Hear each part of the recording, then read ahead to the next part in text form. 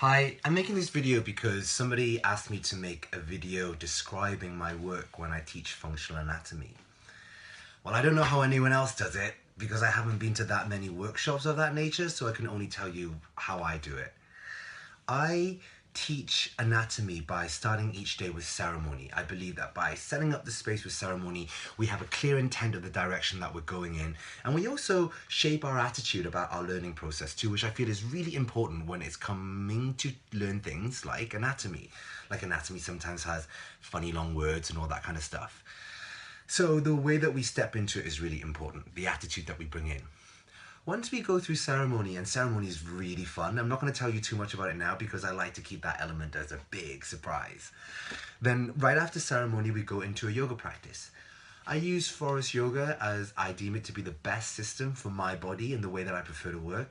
And also it gives me the scope to take students through feeling areas of their own anatomy by doing sequences in a particular way.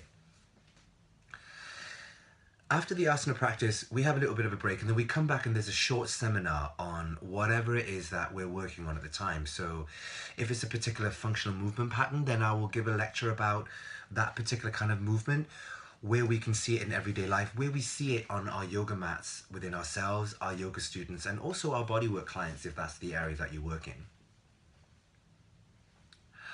Once I've gone through the basic theory, I like to keep it light. I like to share as many stories about it as possible. I feel that storytelling is a great way to share information.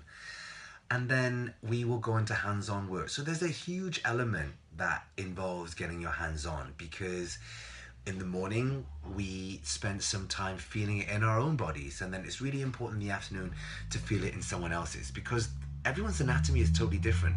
I mean, not like so different that we're not the same. Of course we have similarities, but there are always some slight differences to it. Like a tendon will be slightly to the left or the right, or there'll be a bone structure that's thicker or wider or thinner, or shaped just at a different angle. So the more bodies that we touch, the more comfortable we get at understanding what it might feel like when we're working with someone else. I like to talk about movement patterns and I like to talk about structural muscles, and I like to talk about these things because I actually deem them to be base level, like the foundations of learning about functional anatomy. And I feel that anything else that needs to be learned can be easily built on top of those foundations. Once you get the structural muscles nailed and once you understand functional movement patterns, it's then easier to understand where do we even begin when we're working with our people.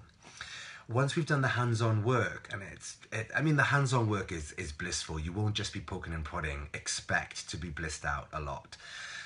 Once we've done that hands-on bliss work, then you'll stand on up, go and do the pose or the functional movement pattern that you previously did, and you should be pain and struggle free.